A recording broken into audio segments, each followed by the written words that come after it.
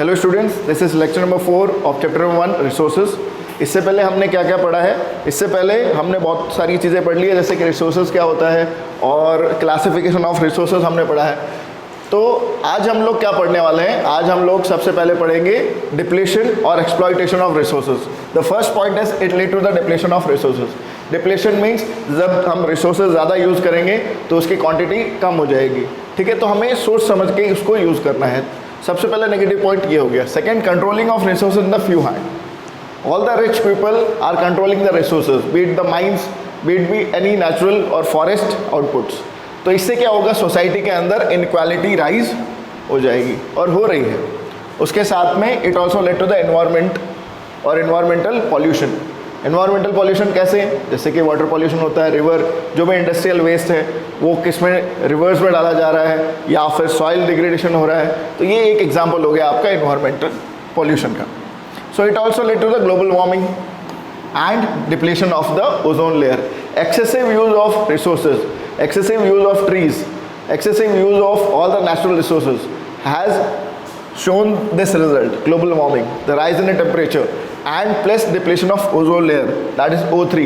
जब O2 नहीं होगा तो O3 में सीधी बात है डिप्लेशन होगा।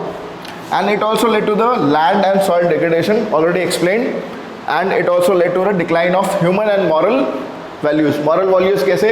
We are using animals, we are killing them for the resources and many more. Now the next topic is sustainable development. What is sustainable development? A development is done in a manner with a flow of natural resources. Flow of natural resources का मतलब we are passing that resource to the next generation without overall using it. And then avoiding overuse and misuse of the resources. अगर हम बिना plan करे अगर resource को use करते रहेंगे तो क्या होगा? वो ओवर यूज़ हो जाएगा। जितना हमको करना है उससे हम ज़्यादा ही कर लेंगे।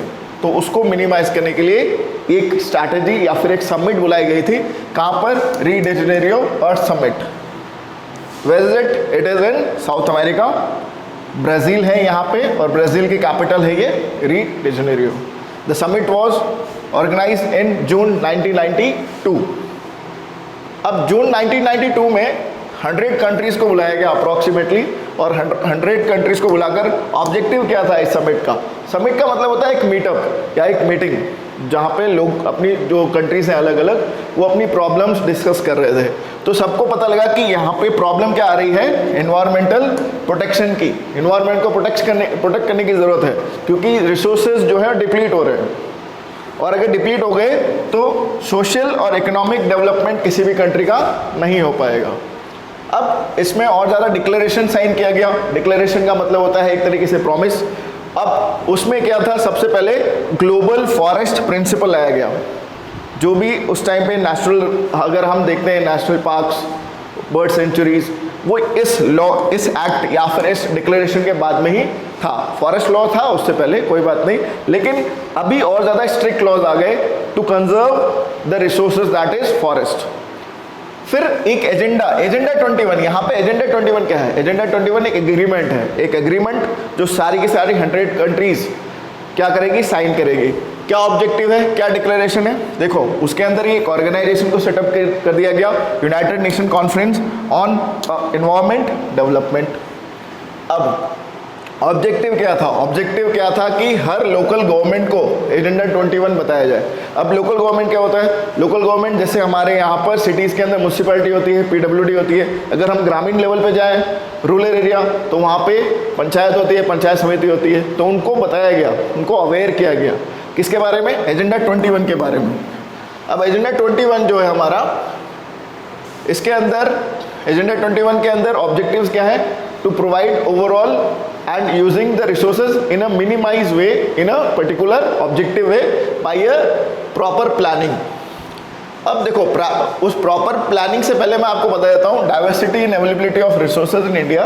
ये नेक्स्ट हमारा टॉपिक है। अब क्या होता है कि हमारी जो कंट्री है वो डाइवर्स कंट्री है। You can not find a similar type of pattern in all the states. There are culture differences, they are different terrains, different relief features. तो वहाँ पे अलग अलग मिनरल्स हमें मिलते हैं। जैसे कि हम देखते हैं Jharkhand, Chhattisgarh and Madhya Pradesh, they are rich in mineral and coals, iron ores you will find it in the Chota Nagpur plateau. ये सब हमने डिस्कस किया था सेंट्रल हाईलैंड्स में। इसके बाद में और भी चीज़ें हैं, जैसे कि सफिशिएंट अमाउंट ऑफ रिसोर्सेज, जैसे आंध्र प्रदेश है, it is having good water resources, 2 rivers flow from there and it is also having a good coastline, but on the same hand it is not good in the infrastructure. It is doing better but there are still many ways to go. उसके बाद में region which have shortage of the resources like Rajasthan, we are having capability of generating solar and wind electricity, but still technologically we are not sufficient. It could be because of lack of funds. इसके अलावा लद्दाख, वहाँ पे cultural heritage है लेकिन अभी तक awareness की कमी है। तो हमको रिसोर्स को तरीके से, एक पर्टिकुलर तरीके से यूज़ करने के लिए क्या करना पड़ेगा? Resource planning. कुछ भी चीज़ अगर हम यूज़ करते हैं उसके लिए एक प्लान होता है। क्या प्लान होता है? तो उसके 3 स्टेप्स हैं। सबसे पहले identification and inventory of resources, second development of the resources and third matching of resources. Let's understand one by one. So identification of the resources, देखो सबसे पहले आइडेंटिफाई करना है कि रिसोर्स कहाँ पर है। तो उसके लिए कुछ स्टेप्स हैं। सबसे पहले सर्वे, फिर मैपिंग, फिर क्वालिटेटिव एंड क्वांटिटेटिव एस्टिमेट। मान लीजिए एक जगह पे आपको गोल्ड के बारे में पता लगता है, तो सबसे पहले सर्वे किया जाता है कि रियल में वहाँ पे गोल्ड है या नहीं।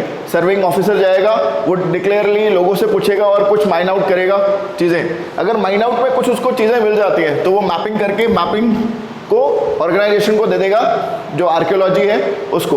अब मैपिंग करके आर्कियोलॉजी उसको फाइंड आउट करेगी, जो भी पर्टिकुलर डिपार्टमेंट है उसको दिया जाएगा, और फिर वहाँ से माइन आउट किया जाएगा रिसोर्स को। अगर माइन आउट किया जाता है तो पता लगता है कि उसकी क्वालिटी कैसी है, क्वांटिटी कैसी है। अगर क्वालिटी ठीक नहीं है तो उसे रिजर्व में रख दिया जाएगा फॉर द फ्यूचर यूज़। तो इस तरीके से आपका जो रिसोर्स है उसको आइडेंटिफाई किया जाता है और उसे स्टॉक में रखा जाता है। इन्वेंट्री का मतलब है स्टॉक, बचा के रखना।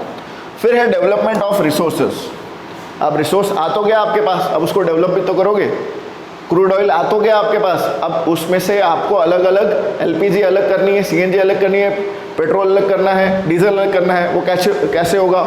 एक टेक्नोलॉजी से इंडस्ट्री में आप उसको पुटअप करोगे और अलग अलग अपने मेल्टिंग पॉइंट के हिसाब से और बॉइलिंग पॉइंट के हिसाब से वो सेपरेट होते रहेंगे उनकी प्रॉपर्टीज़ के हिसाब से। So this is all the development of the resource.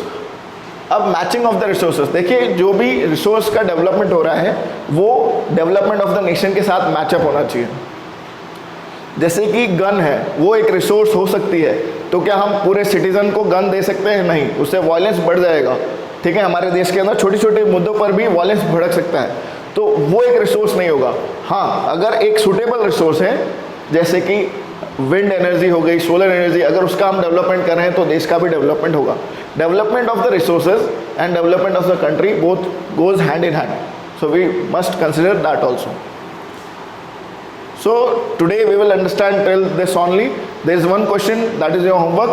Explain the matching of resources. Thank you very much.